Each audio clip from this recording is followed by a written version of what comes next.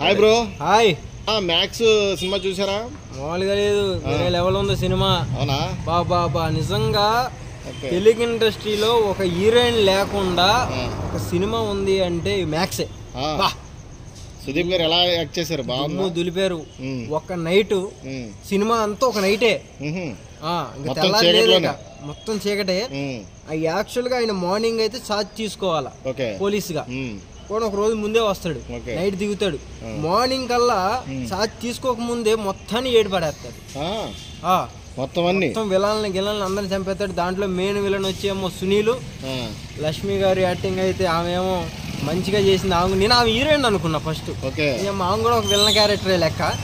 అందరూ బాగానే చేశారు. కాకపోతే దాంట్లో సస్పెన్స్ ఏంటంటే, ఒక మెసేజ్ ఏంటంటే 13 సంవత్సరాల అమ్మాయిని రేప్ చేస్తారు విలన్స్, మినిస్టర్ కొడుకులు. ఆ కొడుకులు ఆ ఇద్దరిని దాయటం సినిమా. ఒకడు స్టేషన్ లో ఉంటాడు అంటాడు, ఒకటి స్టేషన్ లో లేడు అంటాడు. వాడు అక్కడ ఉన్నాడు అంటాడు, ఇక్కడ ఉన్నాడు. స్టేషన్ బయటకు దారి ఉందంటే స్టేషన్ బయటకి ఎవడు రాలేదు అంటాడు. మొత్తం సస్పెన్స్ తో నడుస్తుంది అన్నమాట. అంటే ఏం జరుగుతుంది అన్న థాట్ లోకి వెళ్తాడు తప్ప సినిమా అయితే ఎక్కడ బోర్ కొట్టదు. 2 పాటలు అయితే ఉన్నాయి. ఐటమ్ సాంగ్ అయితే అరుపులు బాగుంది, చాలా బాగుంది నిజంగా. ఆ మ్యూజిక్ అంటే నాకు పుష్ప 2లో మ్యూజిక్ గుర్తొచ్చింది, దెబ్బల పడతాయి రోజా, అదే మ్యూజిక్. కాకపోతే ఇది ముందు ఎప్పుడో అయింది కాబట్టి ఇదే వాళ్ళు కాపీ చేశారు, అర్థం కాల. ఇది కాపీ చేశారు, నాకైతే అర్థం కాలేదు. కానీ సేమ్ వర్షన్, అందరు అమ్మాయిలతో ఐటమ్ సాంగ్. ఇంకొకటి ఏంటంటే, సేమ్ పుష్ప 2లో అమ్మవారి జాతరలో ఫైట్ ఎలా అయితే ఉంటుందో అమ్మ ముగుళ్ళ ఉంది దీంట్లో ఒక ఫైట్ అయితే. సూపర్. అమ్మవారు ఇలా వస్తుంటే అయితే వాళ్ళని వేసుకుని ఇలా కత్తి ఇలా వేస్తాడు. తెలుగు ఇండస్ట్రీలో ఇంతమంది హీరోలు ఇన్ని ఫైట్లు చూసా కానీ ఒక డిఫరెంట్ ఫ్లైట్ ఇందులో మామూలు ఫైట్లు కాదు. బాబా చాలా బాగున్నాయి ఫైట్లు. మొత్తం సినిమా మొత్తం కూడా నైట్ మోడ్ అంటున్నారు కదా. అవును, మరి జనాలను ఆకట్టుకుంటది అంటారా? కథ కట్టుకుంటది. డైరెక్షన్ డిపార్ట్మెంట్ నిజంగా అంత మంచిగా వర్క్ చేశారంటే, ఆ హీరోకి సరపడ కథ ఇచ్చారు, ఆ కథని న్యాయం చేశాడు హీరో. చాలా అంటే చాలా బాగుంది. ఇంకోటి, నేను ఫస్ట్ థియేటర్ చూసినప్పుడు 15 మంది ఉన్నారు. కూర్చున్న కొందుకు వస్తా ఉన్నారు. హౌస్ఫుల్ అయిపోయింది. కానీ సినిమా ఎక్కడ కూడా బోర్ కొట్టదు. అంటే కరెక్ట్ గా టైటిల్ ఇదంతా అయిన తర్వాత ఒక్క 22 నిమిషాలు కొంచెం బోర్ అనిపిస్తుంది. ఆ తర్వాత నుంచి ఎత్తుతాడు ఆ సినిమాని.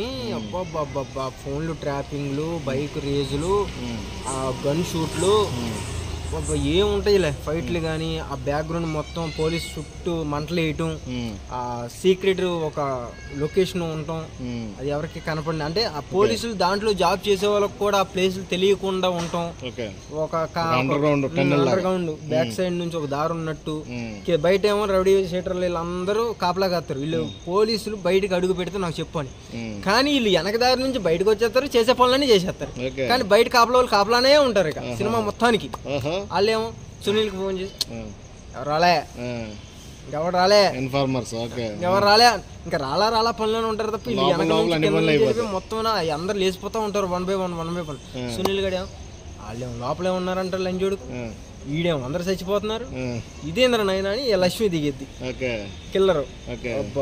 చాలా అంటే చాలా బాగుంది అన్న నిజంగా. మళ్ళీ స్టోరీ చెప్పేయకూడదు, సినిమా ఎవరు చూడరు.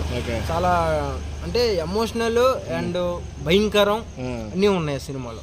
అది హీరోయిన్ పాత్ర ఎలా అనిపించింది? అసలు హీరోయిన్ లేదా సినిమాలో? లేదా సినిమాలో హీరోయిన్ కిచ్చా సుదీపేనా? మొత్తం హీరోనే. సింగిల్ హీరోయిన్ ఉండాలి అన్న ఎక్కడ తెలియలే మాకు. ఉండాలన్న అవసరం కూడా లేదు ఆ స్టోరీకి. ఎందుకంటే అలా వెళ్ళిపోయింది స్టోరీ. అంటే చెప్తున్నా కదా, ఇప్పుడు తెలుగు ఇండస్ట్రీ ఇన్ని సినిమాలు చూసే కానీ ఒక సినిమాలో హీరోయిన్ లేకుండా కూడా ఒక సినిమా చూడవచ్చు. అది ఏమన్నా ఉంది అంటే మ్యాక్సా. ఇప్పుడు ఎంత ఎక్స్పెక్ట్ చేస్తున్నారు కలెక్షన్?